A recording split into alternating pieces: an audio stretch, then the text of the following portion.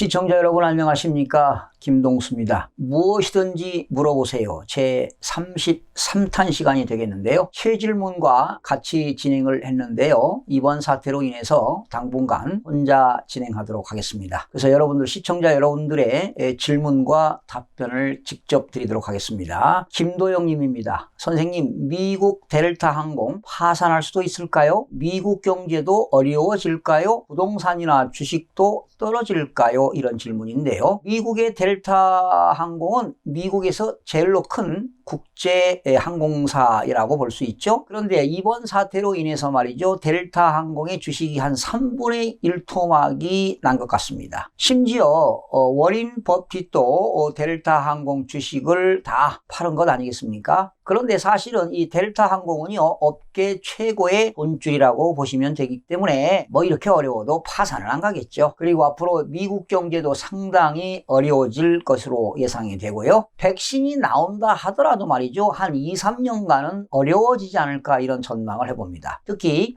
이번 사태에 따른 침체가 1930년대 대공황이 왔잖아요. 그레이트 디프레션이 왔는데, 이후 현 세대가 맞이하게 되는 첫 장기 불황으로 보시면 되겠습니다. 다음 질문입니다. 왕눈입니다. 저는 지금 중도금 대출을 받아서 둔촌 주공 분양 신청을 하고 싶은데 어떻게 해야 할지 고민입니다. 혹시 부동산 하락이나 금융위기가 오면 문제가 생기지 않을까 걱정이 되는데요. 부디 조언을 구하고자 합니다. 이런 질문인데요. 둔촌 주공 아파트는요, 입지가 좋은 지역이고 교육 여건도 좋지요. 교통도 좋고요. 그래서 제가 볼 때는 미래 가치는 있다고 봅니다. 지금 부동산 가격이 하락한다 하더라도 세월이 흐르면 당연히 상승기가 있기 마련입니다. 부동산은 침체기가 있고 하락기, 또 하락기가 지나면 회복기가 있고 반드시 상승기가 있기 마련이기 때문에 분양을 받아서 하는 것도 상당히 도움이 될 것 같습니다. 김별별님, 1가구 1주택 목동아파트 30평 장기 거주자인데요. 평수를 넓혀야 하는데 목동이나 판교, 분당 어디가 나을까요? 보유세 문제로 큰 평수로 이사하는 게 사실 부담스러운데 그렇다고 장기간 전세 살기도 쉽지 않을 것 같아 고민입니다. 이런 질문이 되겠는데요. 자녀 교육이 만약에 끝났다면은 목동에서 그렇게 거주할 필요가 없다고 생각이 들어갑니다. 하지만 미래 가치는 당연히 목동이 더 좋겠죠? 사실 분당보다는 판교가 오히려 판교에 있는 신축 아파트가 더 비쌉니다. 그러다 보니까 서울 강북 지역의 큰 평수 때는 그렇게 가격이 높지 않을 것 같은데요. 좀 저렴하지 않습니까? 그래서 다양하게 지역을 좀 선택하시고 매매 가격을 조사해서 결정하는 것도 좋을 것 같습니다. 박현진님, 다름이 아니오라 저희 암사동은 강동구에 있죠. 삼성 강나루 아파트 45평 매도하고 미사 신도시 24평으로 갈아탈까 생각 중인데요. 딸과 둘이 지내기에는 평수가 너무 커서요. 지금 매도하는 게 어떨지. 중대형을 찾는 이들이 별로 없고요. 가격대도 30평대랑 별 차이가 없는데 교수님의 조언이 꼭 부탁드립니다. 그렇죠. 삼성 강나루 아파트 매매가 이루어질지 의문입니다. 좀 평수가 커서 그렇습니다. 평수가 크게 되면 좀 아무래도 보이스도 좀 많이 나오지 않겠습니까? 두 식구면은요, 평수 큰 편입니다. 그래서 미사 신도시 24평 정도가 적당하지 않을까, 이런 생각이 들어갑니다. 이제는요, 다운사이징을 해서 좀 모든 공과금이라든가 모든 세금을 줄여나가야 할 시대가 되지 않았나, 이런 생각이 들어갑니다. 요즘 트렌드가 말이죠, 50대 60대들이 아파트를 처분하고 다운사이징을 해서 아주 저렴한 다세대라, 또는 그 나이가 들다 보니까 텃밭이 있는 단독주택으로 이사를 가시는 분들이 좀 많이 늘어나고 있는 그런 추세가 되겠습니다. 김희용 님입니다. 땅 소송에서 받으려 하는데 기한이 지나서 힘들다 하는데 어찌하면 좋을까요? 글쎄, 정확한 질문을 잘 모르겠어요.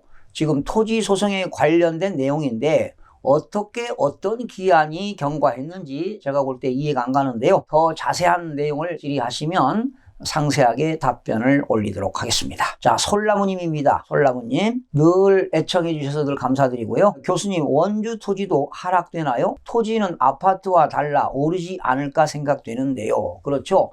토지는요, 시간이 지나게 되면 자동으로 올라가게 되어 있습니다. 그리고 토지는요, 그 토지의 용도 지역과 또 지목에 따라 다르겠지만 토지를 사가지고 10년 이상 보유하고 있으면 인삼이라고 하잖아요. 또 20년 이상 장기 목적으로 가지고 있으면 산삼이라고도 합니다. 오랫동안 가지고 있으면 좋은 일이 좀 생기지 않겠습니까? 별천사님 반갑습니다. 별천사님도 정말 슈퍼 예청자이시죠? 늘 감사드리고요. 교수님, 다세대 주택인데요. 임대인이 내용증명의 목적물에 수도 계량기 설치를 안 해주겠다는데 불편함과 손해가 이만저만이 아닙니다. 예전에 질문 주셨죠? 수도세 안 줄 경우 전세금에서 상계한다는데 정말 이사가고 싶은데 남은 기간 1년이나 더 남아 임차인 권리와 계약 해지를 하고 싶은데 방법이 없을까요? 심리적으로 불안하고 정말 이사가고 싶습니다. 지금 주택임대차 보호법에 의해서 임대차 기간이 2년 아니겠습니까? 지금 1년 정도 남았는데요. 당연히 수도요금 안 내면 또 보증금에서 공제하겠죠. 그러니까 수도요금 내시고요. 그래도 어떡합니까? 참고 견디면서 살고요.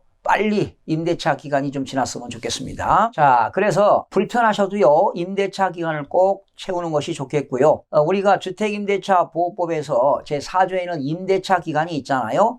우리가 기간을 정하지 아니하거나 2년 미만으로 정한 임대차는 그 임대차 기간을 2년으로 보는 것이 법으로 정해져 있습니다. 다만 임차인은 2년 미만으로 정한 기간이 유효함을 주장할 수 있다. 만약에 1년을 계약했다면 당연히 1년을 유효함을 주장할 수 있고요. 그러나 또 임대차 기간이 끝난 경우에도 임차인이 보증금을 반환받을 때까지는 임대차 관계가 존속되는 것으로 보는 거 알고 계시죠? 또 임차인 입장에서는요, 임대차 기간이 끝나기 1개월 훨씬 전에 임대인에게 나 이제 임대차 기간이 지나면 이사 가겠다고 통지를 꼭 하셔야 합니다. 만약에 통지를 하지 않게 되면 계약이 갱신되는 것으로 보기 때문에 한 2, 3개월 전에 미리 임대인에게 이사 가겠다고, 계약 기간이 만료되면 이사 가겠다고 보증금 반환을 해달라고 통지를 하시기 바랍니다. 최은혜님, 여기 지방 울산도 특정 아파트 위주로 작년부터 급하게 1, 2억 올랐는데 이런 지방에도 가격 하락이 올까요? 울산은요, 지역 경제 여파로 그동안 많이 하락했던 건 사실입니다. 그래서 타 지역에 비해서 좀 가격이 떨어졌기 때문에 반등을 했는데요. 만약에 이번 사태가 계속 지속된다면 아무래도 울산이라 하더라도 하락할 수밖에 없겠죠. 그러나 울산 지역은 급락은 없고요. 하락과 보합을 유지하면서 서서히 일부 지역에서 하락할 수도 있습니다. 그러나 반드시 지역마다 울산이라 하더라도 특성에 따라서 차이가 있을 수도 있습니다. 다음은 베스트 마인드입니다. 5층 상가 건물인데요. 매매가는 48억 정도이고 4층까지는 9개의 상가가 있고 5층은 주택입니다. 보증금 9개 모두 합쳐서 3억 4천만 원 받았고요. 월세는 한 달에 1,860만 원이 받아요. 전문가님이 볼 때 괜찮은 건물인지 보통인지 어떤지 말씀해 주시면 감사하겠습니다. 이런 질문인데요. 아무래도 이제 48억 정도 구입했으면 재산 가치가 있는 거니까 재산세라든가 여러 가지 세금이 좀 많이 나오겠죠. 그리고 건물의 관리비도 좀 나오겠고요. 기타 경비가 많이 들어가겠는데 보유세라든가 관리 유지비를 알아야만이 수익률을 정확하게 분석할 수가 있는데 대략적으로 분석해 본다면 수익률은 괜찮아 보입니다. 투자 가치가 있다고 보는 것입니다. 김희용님입니다. 안녕하세요. 수지 신곡마을 힐스테이트 경매 1차 유찰된 아파트 38평 5억 6천만 원인데 경매 받아도 좋을지요? 자, 제가요 얼마 전에 지금 부동산 경매로 사지 마라, 아파트 경매도 매수 타이밍이 있다 분명히 방송했는데 이 방송 들어보셨는지 모르겠는데요. 지금 용인시 수지구에 있는 신곡마을 힐스테이트는 지금 경매 물건이 잘 안 나오는 상태입니다. 자, 그러나 기다려 보시면 아마 가을부터는 경매 물건이 많이 쏟아질 것으로 예상이 되는데 지금은 아니기 때문에 가을 정도에 한번 살펴보시기 바랍니다. 또 만약에 경기가 장기 침체가 된다면 내년에도 당연히 경매 물건이 많이 나오겠죠. 그러나 현재 신곡마을에는 경매 물건이 나오지 않는 상태가 되겠습니다. 자, 김경옥님, 보험을 줄여도 좋을까요? 어렵다 보니까 매달 납부하는 그 보험료 부담이 있는 것 같습니다. 자, 수입 정도에 따라 다르겠죠. 수입이 많다면 뭐 보험료 줄일 필요는 없겠고요. 지금 경제가 어렵다 보니까 말이죠. 보험 해약률도 상당히 많다고 하는데요. 이번 사태 여파로 일단 현금을 확보하겠다는 위기감에 은행에 예금이라든가 적금 물론 보험까지 해약하는 사례가 지금 늘어나고 있는데요. 보험의 경우는 말이죠. 중도 해지를 하게 되면은 금전적 손실이 상당히 큰 만큼 중도 해지보다는 다른 선택 방안을 찾아볼 필요가 있다고 봅니다. 문제는 보험을 해약하게 되면 그동안 보험 가입자가 낸 보험료보다 적은 돈을 돌려받게 된다는데 문제가 됩니다. 이에 따라 갑자기 보험료 납부가 만약에 어려워진다면 보험료 납입 유예제도라는 게 있습니다. 이런 다른 방법이 있는지 한번 보험회사에 상담을 해보시기 바라고요. 또 이 제도를 활용한다면 보험 가입자가 일정 기간 동안 보험료를 내지 않고도 보험계약을 유지할 수 있습니다. 예를 들어서 자동대출 납입제도라든가 그리고 감액 완납제도 이런 것들도 유용하다고 봅니다. 그러니까 어쩔 수 없이 만약에 보험을 해약해야 된다면 보장성 보험보다는 저축성 보험해약을 먼저 검토하는 것이 여러분들한테는 유익하다고 봅니다. 구원영님입니다. 저는 결혼한 지 5년 되었고요. 자녀는 아직 없습니다. 시어머니과 함께 어머님 댁에서 살고 있습니다. 아파트 분양받는 것을 많이 추천해 주셔서 도전을 해볼까 하는데 제가 저희 부모님으로부터 집을 3분의 1을 증여받았습니다. 저는 딸 셋의 막내딸로 저희 부모님께서 집 한 채를 딸들에게 3분의 1씩 증여해 주셨습니다. 이 경우에는 무주택자가 아닌 건지요. 분양 도전해 볼 수 있는지 궁금합니다. 귀한 지식 나눠주심에 늘 감사드리고 있습니다. 건강하십시오. 무주택자는 아닙니다. 여러분 지금 부모로부터 3명에게 지금 3분의 1씩 증여를 했는데요. 하나의 주택을 여러 사람이 공동으로 소유할 때는 각각 1주택을 소유하는 것으로 보는 것이 우리나라 소득세법의 내용이 되겠습니다. 아시겠죠? 제니님, 아파트 가격이 하락하면 오피스텔 가격도 하락세로 같이 움직이는 건가요? 아니면 아파트가 규제로 조정받으니 오피스텔은 오히려 오를 수 있는 여건이 조성되는 건가요? 자, 단정 짓고 말씀드리기가 좀 어려운데요. 오피스텔은 지역마다 입지마다 또 역세권이 좋으냐 안 좋으냐에 따라서 달라지는데요. 아무래도 아파트 가격이 하락하면 당연히 수익용 부동산도 하락한다고 보시면 되겠고요. 사실 서울에 사무실이 많은 지역에는요, 오피스텔 공실률이 없어서 수익률이 높아 보이지만 또 공실률이 높은 지역에서는 수익률이 떨어지기 마련입니다. 그래서 어느 지역에 오피스텔을 투자하느냐 이것이 관건이 되지 않겠습니까? 조영님 질문입니다. 사상, 부산 사상구죠. 중흥 S클래스 청약 넣어보려는데 여쭤보고 싶네요. 조금 더 기다렸다가 거제, 레미안이 더 괜찮을까요? 제가 볼 때는 거제보다는 사상구가 좋지 않을까요? 주거 환경에 따라 다르지만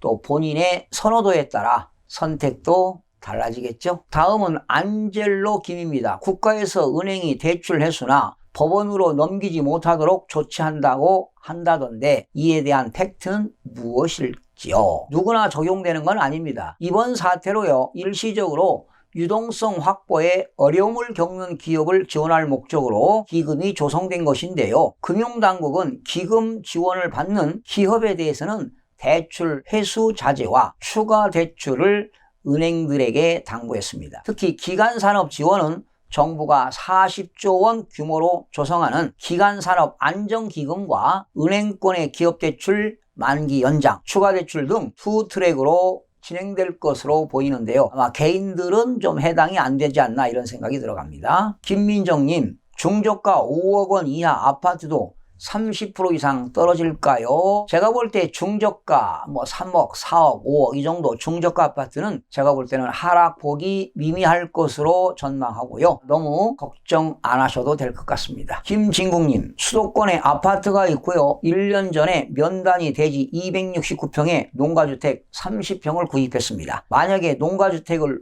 허물고 대지만 있는 경우에는 어떻게 되는 건가요? 1세대 2주택에 해당이 안 되는지요? 그렇죠. 지금 현재는 1세대 2주택인데요. 농가주택을 허물게 되면 대지만 있다면 1세대 1주택이 되기 때문에 그 주택을 팔면 당연히 비과세를 받을 수가 있습니다. 홍만 TV입니다. 아직 모르는 게 너무 많아 20대 중후반을 달리고 있는 젊은 부부입니다. 청도 전원주택 8억 원짜리 집을 매매하려고 하는데 세금 문제가 궁금합니다. 집을 한 번도 사본 적이 없고 여태까지 월세에서만 살아서 세금에 대해서는 아무것도 몰라요. 집을 매매할 때 와이프 명의로 청도 전원주택 8억 집을 샀을 경우 재산세가 얼마가 되는지, 취득세가 얼마가 되는지, 다른 세금 내는 게 있는지 궁금합니다. 세금을 적게 내는 방법이 있다면 꼭 알려주세요. 토지 면적은 505평, 주택 면적은 59평이 되겠는데요. 자, 여러 면에서 말이죠. 절세를 할 수 있는 것은 주택을 사게 되면 부부 공동으로 명의로 2분의 1씩 등기하는 것이 좋습니다. 그리고 취득세는요. 8억에 사니까 취득세는 주택가격이 6억 원 초과 9억 원 이하 시에는요. 취득세가 2%, 농어촌 특별세가 0.2%, 지방교육세 0.2% 해서 합계는 2.4% 취득세를 내면 되겠습니다. 그러나 취득세는 취득일로부터 60일 이내에 신고 납부해야 됩니다. 60일 이내에 신고 납부하자면 의무 불이행 가산세 산출세액의 20%가 붙습니다. 그리고 주택분 재산세는 7월 16일부터 7월 30일까지 2분의 1 내고요. 9월 16일부터 9월 30일까지 2분의 1을 내는데 주택분 재산세는 세율이 4단계 초과 누진세율을 적용합니다. 금액에 따라 달라지죠. 1000분의 1, 1000분의 1.5, 1000분의 2.5, 1000분의 4, 4단계 초과 누진세율을 적용하게 됩니다. 울프리님입니다. 도시주택을 가지고 있는데 귀촌을 목적으로 농어촌 지역의 주택을 구매하는 경우도 1가구 2주택인가요? 이럴 때 세금 폭탄을 피하는 방법은요. 그렇죠. 도시에 일반 주택 가지고 있고 시골에 귀농주택이죠. 농어촌 주택을 가지고 있다면 당연히 1세대 2주택인데 이때 그 귀농주택의 요건을 충족하는 경우에 서울에 있는 일반 주택을 팔게 되면 비과세가 되는데요. 그 귀농주택의 요건은 당연히 시골에 읍면지역에 있는 고가주택에 해당하지 아니할 것. 그리고 귀농한다는 건 농사를 짓겠다는 거니까 1000제곱미터 이상의 농지를 소유할 것. 그리고 집은 그 대지 면적이 660제곱미터 이내일 것. 그리고 세대 전원이 이사를 가야 됩니다. 그리고 최초로 일반 주택을 양도하게 되면 비과세가 되는데 반드시 귀농 후에는 3년 이상 거주하면서 영농에 종사해야 됩니다. 만약에 영농에 종사하지 않은 상태에서 3년을 종사하지 않은 못한 경우에 양도하게 되면 역시 비과세를 받을 수 없기 때문에 귀농하게 되면 반드시 3년 이상 거주하고 3년 이상 영농에 종사해야 됩니다. 만약에 3년 이상 영농에 종사하지 않으면 양도소득세를 추징당하게 됩니다. 다음 송우재님입니다. 30년 전 부모님이 돌아가신 후에 장남이 유산을 다 차지했대요. 이때 유류분 재산을 찾을 수 있나요? 찾을 수가 없습니다. 부모님이 돌아가신 지 10년이 넘었기 때문에 시효에 의하여 소멸됩니다. 즉 소멸시효가 10년입니다. 그렇기 때문에 찾을 수가 없고요. 참고로 유류분 재산에 대해 설명드리면 그러니까 아버님이 돌아가시기 전에 장남에게 다 재산을 증여한 거지요. 또 뭐 유증한 거 있습니다. 유언에 의한 증여도 할 수 있고 살아생전에 증여할 수 있으니까 다른 형제들이 재산을 못 받았잖아요. 그랬을 때 그 형님 재산 일부를 받을 수 있는 권리가 유류분 재산이 되겠는데요. 이렇게 유류분 재산의 권리자와 유류분은 어떻게 되느냐? 피상속인은 돌아가신 분이죠. 피상속인 돌아가신 분의 직계 비속은 자녀들은 자기가 법정 상속 지분의 2분의 1까지 받을 수가 있고요.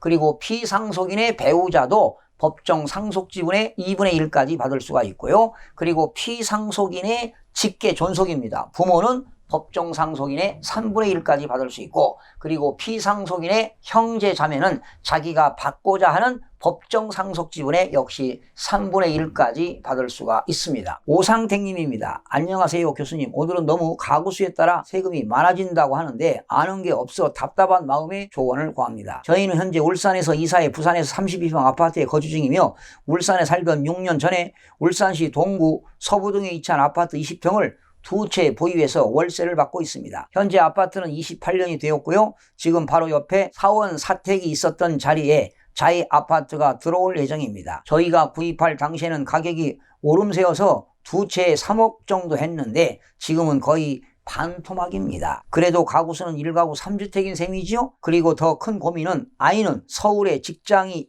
되었고 저희는 퇴직이 2년 정도 남아 기회가 주어진다면 서울의 저렴한 곳에 아파트를 매입해서 가려고 생각 중입니다. 저희가 울산에 있는 20평 아파트 매도를 하는 게 좋을까요? 아니면 조금 더 보유하는 게 좋을까요? 여러분, 미래가치를 본다면 울산보다는 당연히 서울에다가 구입하는 것이 좋지 않겠습니까? 그래서 시세를 잘 파악하셔서 매도와 매수 타이밍을 잡아보시기 바라고요. 그리고 퇴직이 2년 남았으니까 아마도 퇴직 이후에 의사결정을 하셔도 될 것 같고요. 앞으로 부동산 가격은 뭐 서울뿐만 아니라 울산도 마찬가지겠죠. 서서히 하락기를 맞게 될 겁니다. 그러나 뭐 지역별로 물론 당연히 차등이 있겠죠. 그래서 기회가 되시면 뭐 정리하셔도 되고요. 아니면 퇴직 후에 걱정하셔도 되고, 지금은 뭐 당장 그 퇴직 기간이 2년 남았기 때문에 좀 고민 좀 해봐야 될 것 같습니다.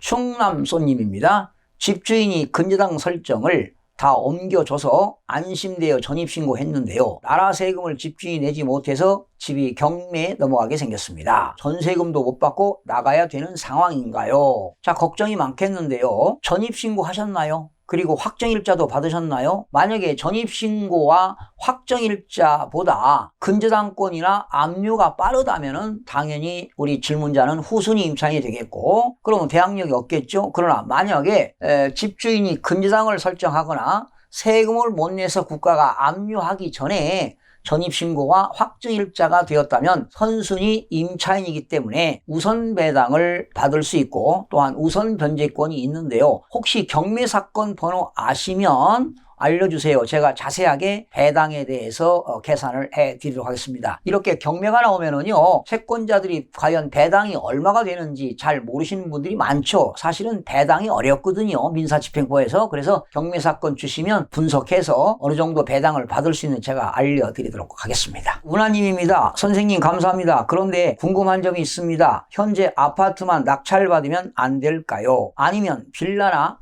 다가구 등등 다른 물건도 동일한가요? 궁금합니다. 지금은 부동산 매수 타이밍, 경매로 매수 타이밍이 아닙니다. 기다려보세요. 가을에도 물건이 많이 나올 거거든요. 그렇다면 아마 가을 또 내년도에는 부동산 경매가 낙찰률이 많이 떨어질 겁니다. 그때까지 기다리시기 바라고요. 자, 답변 드리겠습니다. 지역에 따라 다릅니다. 빌라나 다가구 등은 다른 물건들도 역시 동일합니다. 주거 목적이나 투자 가치로 본다면 당연히 다세대라든가 다가구보다는 아파트가 역시 투자 가치가 있겠죠. 방금 말씀드린 대로 가을경부터 경매 물건이 많이 쏟아질 것으로 예상이 됩니다. 지금은 아파트 경매 매수 타임이 절대 아니라는 것을 꼭 알아두시기 바랍니다. 자, 이렇게 해서 무엇이든지 물어보세요. 33탄을 모두 마무리하겠습니다. 여러분들 늘 언제든지 궁금한 사항이 있으시면 댓글 남겨주시면 이렇게 모아서 답변을 해드리는 시간을 갖도록 하겠습니다. 시청해주신 여러분 대단히 고맙습니다. 늘 최선을 다하겠습니다. 내일 아침에 뵙겠습니다.